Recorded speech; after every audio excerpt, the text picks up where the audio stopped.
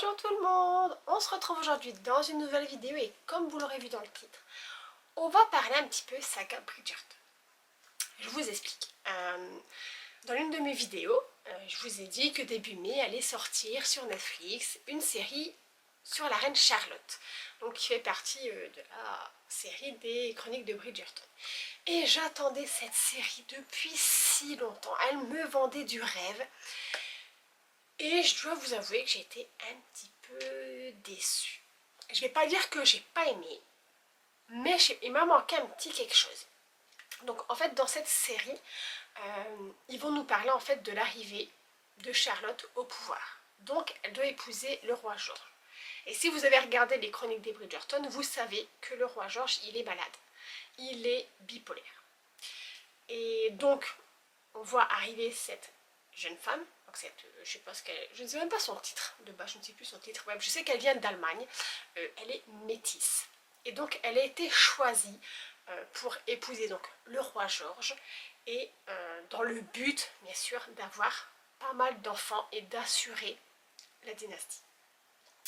Le problème c'est que quand cette demoiselle elle arrive, elle n'a pas du tout envie d'être reine, elle de base elle n'a pas envie et elle comprend même pas pourquoi on l'a choisie connaissant sa couleur de peau. Elle est complètement, elle sait pas. En plus, elle arrive là-bas, elle voit même pas le roi, personne n'en parle, donc elle se pose des questions. Là déjà, on sait qu'il y a un problème. Donc elle sait pas, est-ce qu'il est méchant, est-ce qu'il est moche, elle sait pas.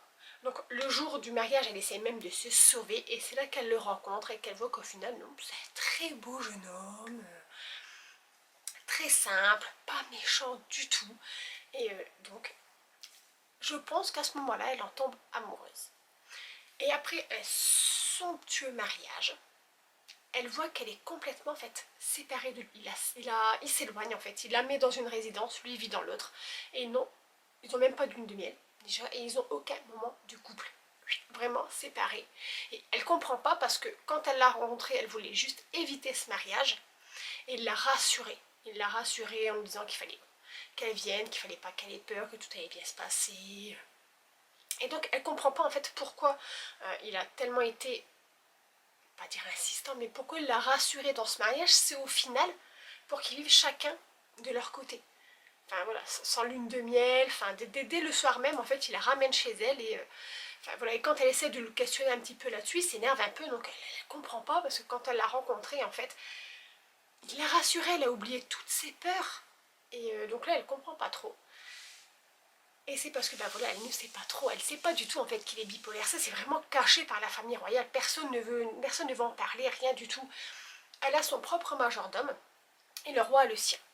Donc bien sûr le majordome du roi est au courant, mais il n'a pas le droit d'en parler.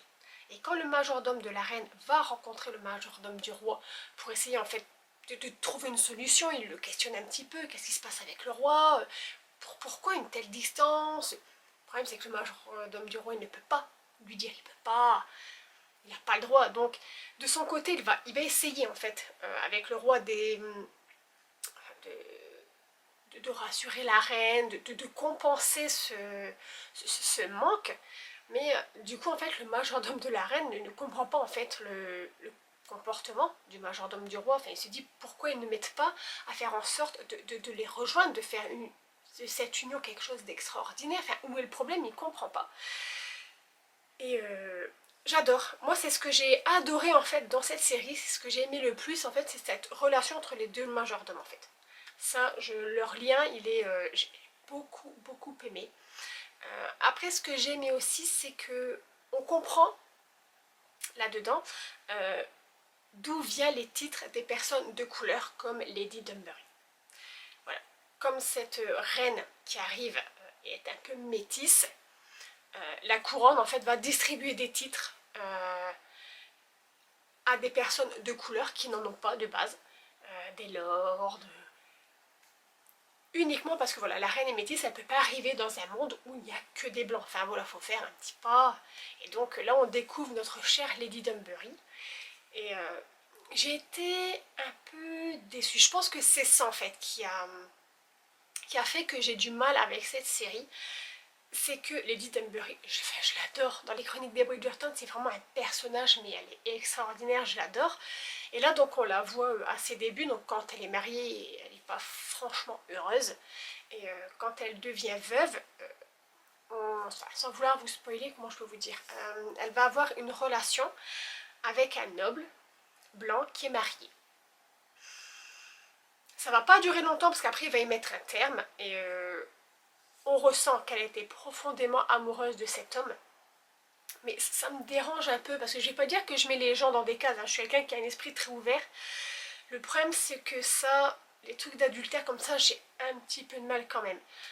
Après on voit qu'elle était très amoureuse, lui pareil, je pense qu'il est pas très heureux dans son couple. Mais ça je trouve que c'est un petit peu... Je vais pas dire que ça a entaché son personnage, mais enfin je sais pas, j'étais un petit peu déçue, même si vraiment tout au long de la série en fait, on ressent profondément l'amour qu'elle avait pour cet homme. Parce qu'en fait dans la série on voit donc ça tourne autour donc de la reine Charlotte quand elle était jeune, mais à certains moments dans la série en fait on fait des bonds dans le temps et on arrive au temps de la série des Bridgerton après le mariage d'Anthony. Donc on retrouve donc la reine, Lady Dunbury et la mère Bridgerton. Et donc on voit même quand on revient dans ce moment présent, après le mariage d'Anthony, on voit qu'elle est toujours affectée par la relation qu'elle a eue avec cet homme et qui s'est arrêtée. Et après, il y a aussi notre chère Violette Bridgerton qui, elle, pareil, je vais pas dire qu'elle me déçoit un peu, mais dans cette série, elle ressent le manque d'un homme à ses côtés. Et ça, pareil, enfin, dans les 2 premières saisons des Bridgerton, enfin voilà, elle nous parle vraiment de son mari, de l'amour qu'elle avait pour lui. Et là, je comprends pas comment dans cette série, elle peut se projeter aux côtés d'un autre homme. Je sais pas, pour moi, enfin, Violet Bridgerton, c'est vraiment la femme qui était vraiment amoureuse de son mari et qui jamais, jamais ne pourra aimer et trouver de l'affection et du plaisir auprès d'un autre homme.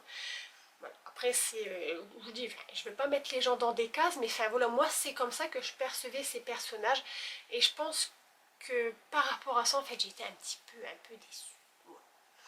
Après, jusqu'à aujourd'hui, je m'étais dit, cette série, je la re-regarderai pas une deuxième fois. Mais je pense que je vais peut-être la re-regarder une deuxième fois, parce que je me dis qu'il y a peut-être des phrases, des choses qui ont été dites, et quand tu regardes pas la série complètement, il y a des choses que tu peux pas capter. Et qu'il faut regarder une seconde fois, tu dis, ah, mais c'est pour ça qu'elle a dit ça. Parce que, voilà, comme je dis, il y a des... On remonte le temps, on revient dans le présent, enfin c'est un peu compliqué et je me dis que peut-être si je la regarde une deuxième fois, je vais le tenter, pas tout de suite, mais ouais, je vais le retenter et je verrai bien. Mais là, pour l'instant, je sais pas, je suis mitigée, je sais pas, j'ai pas réussi vraiment à m'attacher au personnage de la reine, surtout que quand on revient dans le présent, en fait, elle essaie désespérément en fait, de marier ses enfants et d'avoir un héritier, parce qu'au moment où Anthony Bridgerton est marié, la reine n'a pas encore de vrais successeurs, ses enfants n'ont pas encore eu, elle n'a pas de petits-enfants encore. Elle en a, mais je crois que c'est des bâtards. Donc c'est pas... Et donc enfin, je me dis, enfin, cette femme qui, tous les ans, a un diamant, qui arrive à les marier, enfin, comment cette femme, elle peut échouer auprès de ses enfants? Surtout qu'elle en a eu énormément, donc elle en a eu plus que Violette Bridgerton, donc enfin... Je sais pas, ça me... Je sais pas, je pensais en fait avec cette série pouvoir m'attacher beaucoup plus à la reine et me dire, ah putain, ouais, c'est vraiment un personnage... Je sais pas, il y a quelque chose qui... Je sais pas, il y a quelque chose qui me manque. Je saurais pas dire quoi. Alors, est-ce que c'est parce que moi, dans les Bridgerton, j'adore tout ce qui va être, vous savez, les cancans, les complots. Vous savez, comme dans la saison 1 des Bridgerton, vous avez Marina Thompson qui arrive et qui est enceinte. Et donc elle arrive donc dans la famille des Featherington et la mère Featherington va faire en sorte en fait de l'aider de la marier à quelqu'un, mais rapidement, pour qu'elle puisse avoir quelqu'un qui s'occupe de son enfant illégitime. Et ça en fait, voilà, j'adore. Pareil dans la saison 2, On a donc un nouveau Lord Etherington qui arrive, qui prétend être riche, avoir des mines en Amérique, et il s'avère qu'en fait le mec il est complètement ruiné, et qu'il essaye en fait d'embobiner tous les nobles de Londres pour pouvoir voilà, se faire un pécule et se barrer. On a aussi Héloïse Bridgerton qui enquête de ouf sur Lady Whistledown, enfin, et leurs robes. Oh, je pense que c'est ça en fait. Les robes, elles sont tellement belles. Bon, sauf celle des filles Featherington, hein, très clairement les robes de Pénélope, Jeune Canary, clairement, elle les porte très bien, hein, mais oh là, elles sont pas belles du tout. Alors que, enfin voilà, les robes des filles Bridgerton, oh, les robes de Daphne, elles sont magnifiques. Au mariage d'Anthony, Héloïse, elle porte une belle robe vermante qui lui va super bien, elles sont tellement belles, les motifs sont super jolis, enfin, les danses pendant les balles et tout, j'adore, alors que la reine, elle a pas trop ce genre de robe, c'est vraiment voilà, les robes de reine, très gonflées, très avec des froufrous, enfin c'est... je crois que ça m'a manqué un petit peu, c'est aussi, il n'y a pas assez de balles, de musique, de danse, on est vraiment sur l'intrigue de voilà, Charlotte d'un côté, Georges de l'autre, enfin, c'est, je sais pas. Pourtant, à la fin de la série, le dernier morceau de la série où la reine retrouve son mari, pour lui annoncer une certaine nouvelle, ça fait un petit... Voilà, j'ai eu un petit passement au cœur quand même, je dis, oh, quand même, ça finit bien, mais c'est dommage qu'on ait ces petits trucs juste à la fin et qu'au milieu, je trouve, on n'a pas tant que ça, c'est pas... Je sais pas, je... Bon, je vais la regarder une deuxième fois, et puis peut-être que je changerai d'avis, mais très honnêtement, je ne pense pas. Je vais quand même faire l'effort de la regarder une seconde fois parce que les Bridgerton, je les ai regardés 2, 3, 4 fois, je pense. Et je vais encore les regarder, hein, ça y a pas de souci. Mais là, celle-ci, putain, il n'y avait que 6 épisodes et franchement, j'étais pas pressée à me dire putain, vite, vite, vite, l'épisode suivant, l'épisode suivant. Non, et donc je pense que voilà, je vais rester là-dessus en me disant que j'ai pas aimé, mais j'ai pas adoré non plus. Voilà. Après ma déception, entre guillemets, de la série de la Reine Charlotte, j'avais tellement peur d'entamer ça.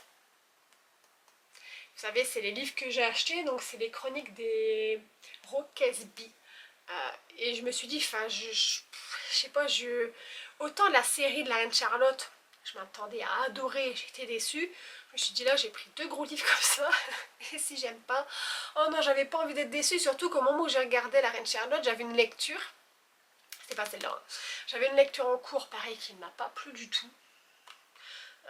Pareil, une lecture dont j'attendais beaucoup et qui m'a un petit peu déçue, donc je dis, enfin, déçue de ma lecture, déçue de ma série, enfin... Je vais le tenter quand même. Donc j'ai lu le premier tome. Donc en fait, que je vous explique. Ça se passe, donc je vous l'ai dit, c'est une génération avant Violette et Edmund et leurs enfants. D'accord. Donc là, la famille Roquesby, en fait, c'est les voisins des Bridgerton. Donc dans ce livre, en fait, Edmund, il a 15 ans. Et donc, les Roquesby, comme je vous dis, en fait, voilà, c'est à Aubréol, donc c'est en campagne, ils sont voisins. Et donc les enfants Roquesby et les enfants Bridgerton jouent ensemble, ils se connaissent depuis toujours. Et donc là-dedans, on va suivre en fait, c'est Sibylle ou Sibylla, attendez que je cherche, c'est Sibylla. C'est Sibylla, mais dedans en fait tout le monde l'appelle Billy. C'est la sœur d'Edmund, elle a 23 ans. Et donc le premier tome en fait il va tourner autour d'elle. Donc elle a 23 ans, elle n'est pas fiancée, elle n'est pas mariée, c'est plutôt un garçon manqué. Elle va jamais aux réceptions, elle va pas au bal. Sa présentation à la couronne c'était une catastrophe. Donc elle est souvent en pantalon et elle avec son père en fait elle l'aide sur le point un petit peu agricole et tout autour de la maison, celle qui gère un petit peu tout ça à la campagne. Elle va vérifier que l'orge a bien été plantée, que tout le monde est bien à son poste, enfin voilà. Elle s'occupe un petit peu de tout ça et tout le monde s'attend à ce qu'elle épouse un des fils Roquesby. Et du coup là-dedans on va suivre un petit peu son histoire, comment elle se voit l'avenir qu'elle aimerait avoir, qu'elle souhaiterait, et puis les soins un petit peu de sa famille, et puis voilà. Est-ce qu'elle va vraiment épouser un des 3 frères Roquesby? On ne sait pas. J'ai surkiffé ce tome 1, un truc de fou. Cette Sibylle, quand j'ai lu le livre, j'ai eu l'impression que c'était Héloïse Bridgerton. Elle a à peu près le même caractère, les mêmes réactions, elle a cette façon de répondre, je sais pas, elle a des petites punchlines comme ça, enfin voilà, elle est vraiment indépendante. On voit qu'elle s'entend très bien avec les frères Roquesby, mais enfin, voilà, leur jeu en fait c'est souvent de voilà, s'envoyer des punchlines, voilà, de se tacler, et franchement, j'ai adoré. Le deuxième tome, je ne sais pas sur qui il est. Je ne sais pas, ils en parlent pas vraiment. Mais oh là là, j'ai très très hâte de le continuer. C'est vraiment une pépite. J'ai grave kiffé. Je l'ai lu en une journée et demie, on va dire. Parce que j'avais commencé un petit peu le soir. Dans mon lit, j'avais lu un ou deux chapitres. Et il y en a combien? Il y en a 24. Il y a 24 chapitres. Mais oh là là, je l'ai dévoré. J'ai surkiffé. Donc voilà, il va falloir que je m'achète les tomes des Bridgerton. Je m'en suis déjà commandé un sur Vinted, le premier tome. Et après, il faudra que je pense à me procurer le tome sur Lady Whistledown. J'espère que cette vidéo n'aura pas été trop longue, parce que quand je me mets à parler, je n'arrive plus à m'arrêter et ça peut prendre de temps. J'espère que la vidéo vous aura plu. Je me suis dit que ce serait peut-être bien de rassembler ici en fait la série plus le livre, puisque c'est vraiment autour en fait du monde des Bridgerton. Donc je me suis dit que ce serait peut-être bien en fait, de faire une vidéo où tout est rassemblé. Si vous avez aimé la vidéo, comme d'hab, n'hésitez pas à mettre un petit like. Abonnez-vous si ce n'est pas encore fait. Si vous avez vu la série ou que vous avez lu le livre, n'hésitez pas à me laisser votre avis en commentaire, ça me ferait bien plaisir de les lire. Moi je vous laisse ici, je vous retrouve très bientôt dans une nouvelle vidéo et d'ici là, prenez soin de vous.